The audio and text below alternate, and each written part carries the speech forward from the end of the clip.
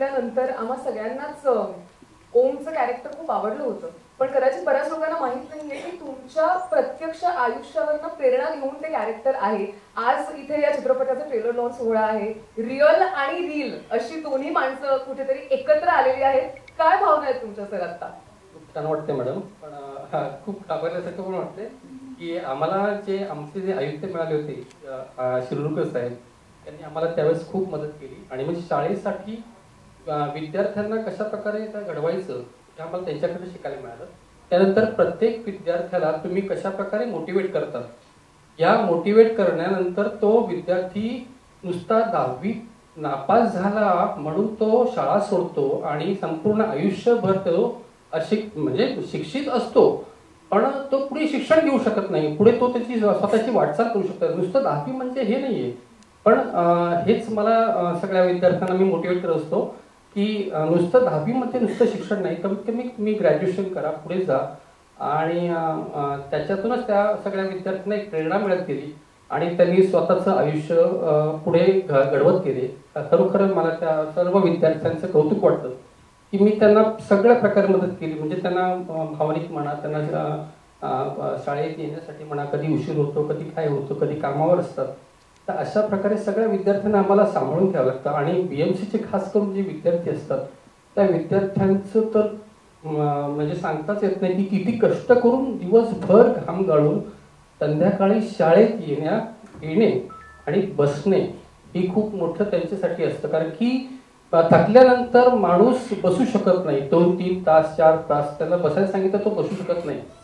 पण हा एक असा आमचा हे होता की त्यांना तिथे बसवून ठेवायचं आणि त्यांना शिकवायचं. हा आमच्यासाठी एक तारेवरची कसरत होती आणि ती आम्ही चांगल्या प्रकारे पार पाडली असं मला वाटतं.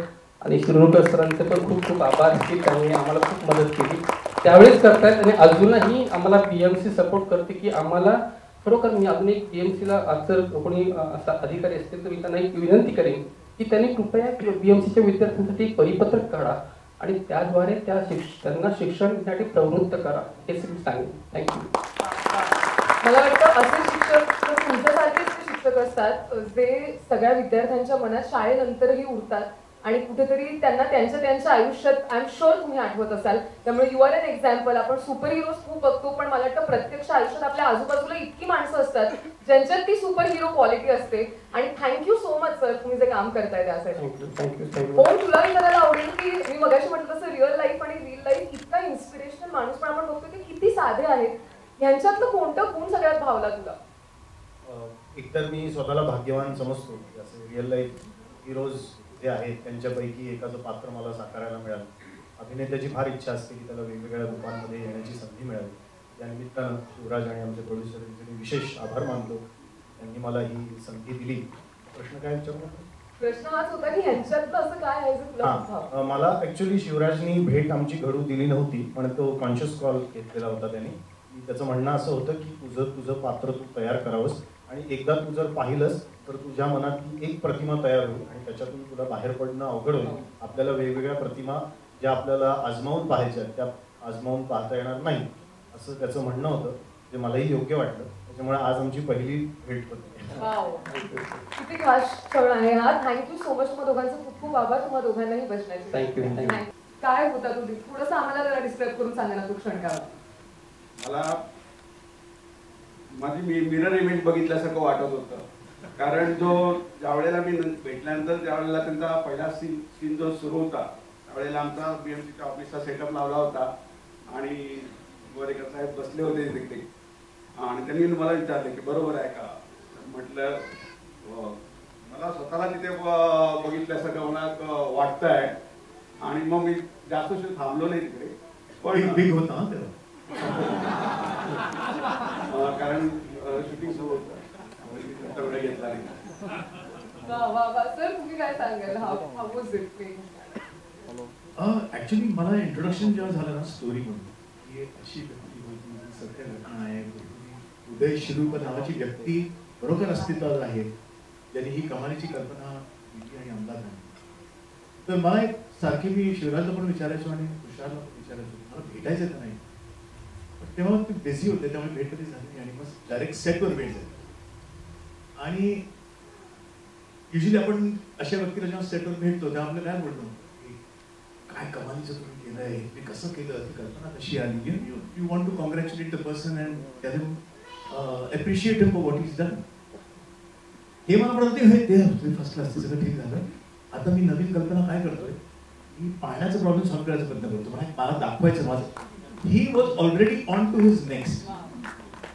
आणि एक्साइटमेंट एवढी होती की मी आता अजून हे करतोय, मी ते पण करतोय, या 2-3 कल्पना आहेत मी, कारण हे मार्गाला लागलेलं आहे, हे दरवर्षी होणार आहे.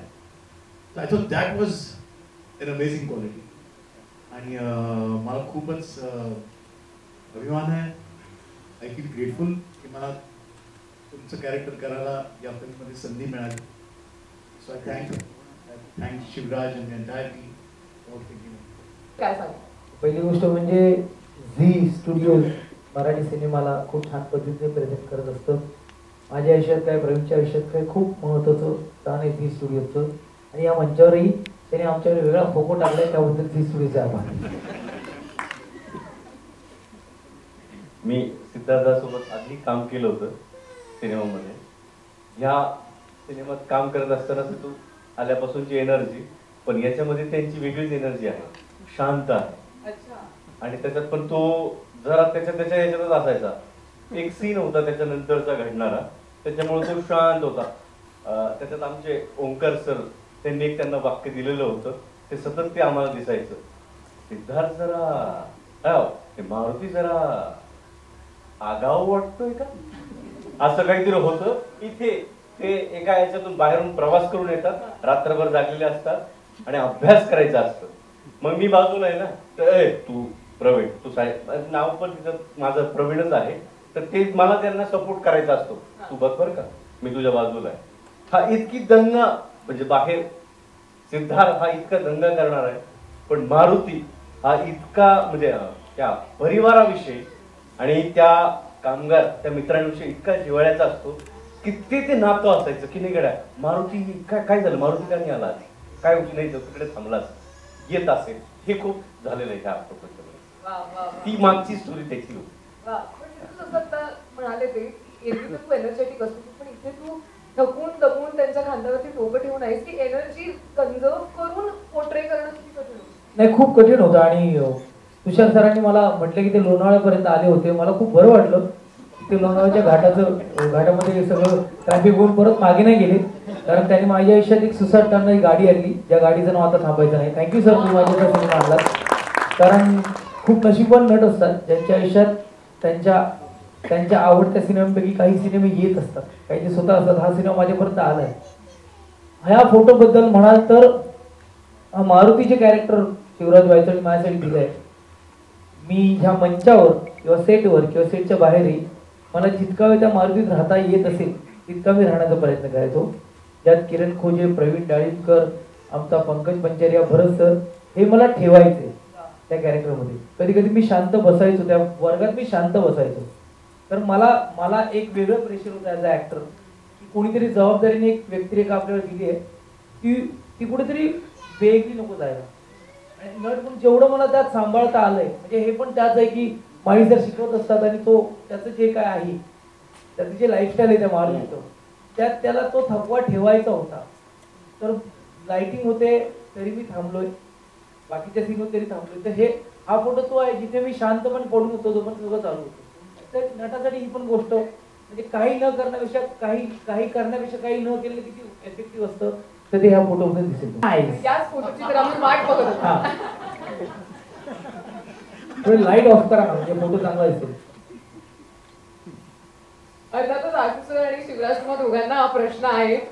एक तर आम्हाला सांगा की कोणत्या फिल्मचं चाललंय हे नक्की? माझं शिक्षण चालू आहे या फोटो. मला हा सीन आठवतो, आपण त्या गिरगावच्या म्हणजे जो ट्रेलर मध्ये आहे त्या सीनच्या वेळेचा फोटो.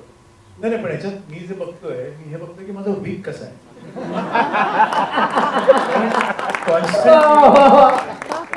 कॉन्स्टंटली वीक थोडा करेक्ट नॅचरल वाटतोय का? कारण it should not take away from the film, it should not take away from the story. त्यामुळे आय थिंक ते आम्ही दोघंही, आणि तो पण माझ्यामध्ये अग्री करतोय. आणि हा सेंटरला मी आपला मेकअप मॅनेजर मी लावलाय, त्यामुळे तोही मला खास चिंता दिसते चेहऱ्यावर. हो. त्याची आहे की नाही. बरं, ज्याने मेकअप ज्याने विग लावला त्यांनी स्वतः टोपी घातली हे लक्षात घ्या.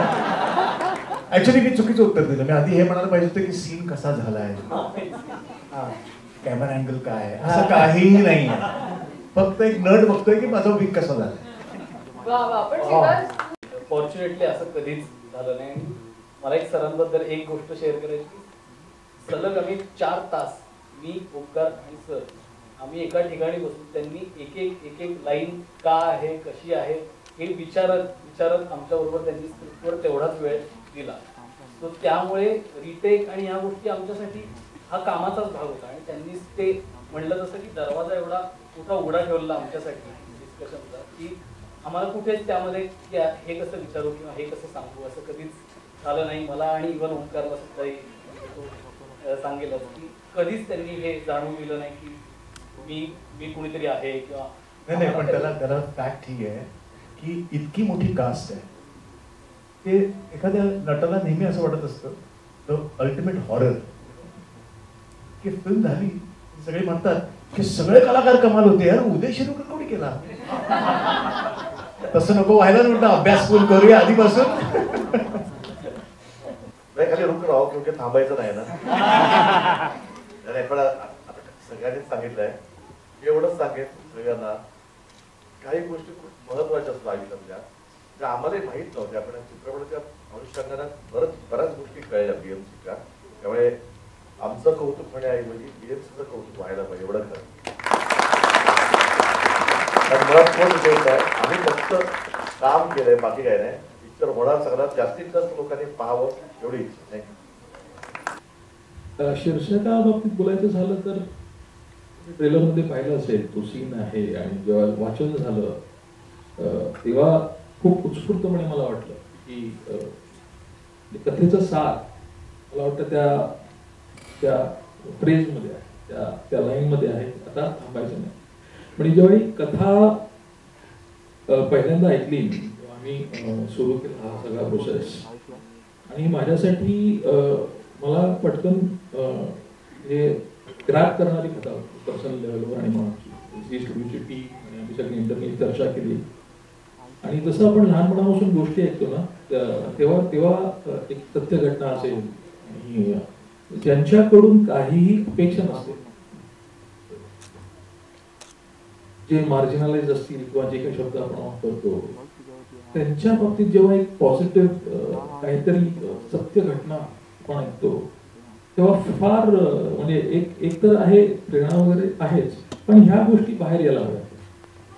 आणि ही गोष्ट बीएमसी सारख्या सिस्टम मधून ती बाहेर आली हे अंडरलाईन करणं फार गरजेचं होतं असं मला वाटतं. म्हणजे बीएमसी आपण बीएमसी आपल्या मुंबईकरांचा भाग आहे आणि आपण सगळे आपले संबंध फार दृढ असतात तुमच्याबरोबर, पण ह्या सिस्टम मधून अशी चांगली गोष्ट बाहेर येणं आणि एकदम रिसेंट असं पण नाही की खूप जुनं 17-18 मध्ये मला वाटतं ही गोष्ट झालेली आहे.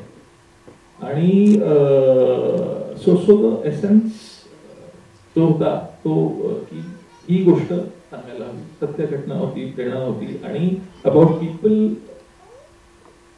ज्यांच्याकडून म्हणजे जे वर्कर्स आहेत काही पॉझिटिव्ह येणार की नाही अनुषंगाने, तर त्याला धरून जेव्हा आम्ही डायलॉग आणि जे वाचन झालेलं स्क्रीन त्याचं तेव्हा तो मुवमेंट होता ओमच्या तोंडी आणि that I think is the inflection point. इथे ती ट्रॅजेक्टरी बदलली की आता थांबायचं नाही. आणि म्हणून ते टायटल आम्हाला सगळ्यांना योग्य वाटलं काही लोकांना. हळूहळू ते आणि मग नंतर गुलराजने त्याला जे संगीत दिलेलं आहे, मला वाटतं त्या संगीताचा आणि यादव आमचे जे लिरिसिस्ट आहेत त्यांनी जे लिहिलेलं आहे त्याला एक वेगळी उंची दिलेली आहे. मला वाटतं आता मराठीतलं एक प्रेरणादायी गाणं जेव्हा वाचतील लोक वाचतील मध्ये want to get motivated, I think this song will get played. आणि इतकी तुझी आवडती माणसं सगळी इथे आम्ही सगळे चीअर करतोय तुला. मला पण पर्सनली वाटायला लागलं या फिल्म बद्दल. मला असं वाटतं that's the power of this film trailer की प्रत्येकाला फिल्म बघितल्यानंतर वाटतं की आपण पण या प्रोजेक्टचा भाग आहोतच. काय सांगशील? काही नाही, हे आजचं सगळं भावनिक आहे माझ्यासाठी. म्हणजे पहिला फोन मला आठवतो तुषार सरांचा. आम्ही 2 वर्ष एकत्र श्रीकांतवरती काम करतो, इव्हन नीतिमान. त्यांचा फोन आला आणि सांगितलं, त्यांनी मला एक फोटो पाठवला आणि ते मला म्हणाले की हे करायचं, हे तुला करायचंय. सो मी जेव्हा ते वाचलं, मी फोन केला आणि मी सांगितलं हो करायचं. सो इतकं क्लिअर कम्युनिकेशन ते आमच्यात होतं, जे अजूनही आहे. आणि विविध गोष्टींवरती अजूनही चर्चा करत असतो. सो मला सगळ्यात पहिलं थँक्यू तुषार सर आणि म्हणायचं की मी कुठेतरी एक शॉर्ट फिल्म केली होती आणि तिथून मला तुषार सरांनी बोलवून घेतलं आणि मुंबईत माझ्या घरी बोलवलं, घरी बोलवून नवीन स्क्रिप्ट वाचायला दिली आणि त्यावरती काम करायला लावलं. So thank you so much Tushar sir. And Dharam sir, मला आठवते की आपण पहिल्यांदा भेटलो, या गोष्टीविषयी जेवढे ते आतुरतेने आणि असं तन्मयतेने बोलत होते ते मला फार चांगलं वाटलं. आणि ओंकार गोखले जो या फिल्मचा लेखक आहे, तर त्यालाही अक्षरशः एक फोन इकडनं आला, एक फोन इकडून इकडे गेला आणि तो तेवढ्याच पटकन हो म्हणाला आणि आम्ही पटकन बसून अख्खी स्टोरी आणि सगळं लिहायला घेतलं. सो आज फायनली याचं एक रूप लोकांसमोर येत आहे. आणि जेव्हा आम्ही भवेश सरांना भेटलो होतो आणि भवेश सर आणि माझी एक वेगळं कनेक्शन आहे आमचं, की झी युवाला मी पहिली सिरियल केली होती आयुष्यात, की युवा चॅनलचे मेन भवेश सर होते आणि आता परत आम्ही पहिलंच काहीतरी करतोय. सो मला वाटतं हे सर्कल आपले कम्प्लीट नाही होते, तर इथून एक वेगळं सर्कल चालू होत आहे असं वाटतंय. आणि मला तो मुवमेंट खरंच तो परत जगावासा वाटतो जेव्हा भवेश सरांनी टायटल सांगितलं होतं. मी सगळ्यांचं रिडिंग ऐकत होतो. त्यांच्याकडे एक छोटी डायरी असते, तर त्या डायरीत ते पटापट काहीतरी लिहिलं त्यांनी आणि ते बाहेर निघून गेले. मला वाटलं काहीतरी बोर होतंय रिडिंग किंवा काय काहीतरी असेल. तर मग जेव्हा ते परत आले त्यांनी फक्त माझ्या कानात सांगितलं आता थांबायचं नाही टायटल. आणि माझी नजर बदलली आणि फिल्मकडे बघायचाच दृष्टिकोन माझा बदलला. So thank you so much Bhavesh sir. आणि मी पण माझी पहिलीच फिल्म आहे आणि याहून मोठी गोष्ट, याहून मोठा प्लॅटफॉर्म या फिल्मला मिळाला नसता. आणि प्रत्येक फिल्मचं एक नशीब असतं. असं मला वाटतं की आता थांबायचं नाहीचं नशीब हे झी मार्फत आणि या ग्रेट प्रोड्युसर्स मार्फत आणि ग्रेट कास्ट आणि ग्रेट टेक्निशियन्स मार्फत हे बाहेर येणं हे याचं नशीब होतं. सो मी खूप उत्सुक आहे की लोकांनी ही फिल्म लवकरात लवकर जेव्हा होईल तेव्हा बघावी. आणि येस, थँक्यू.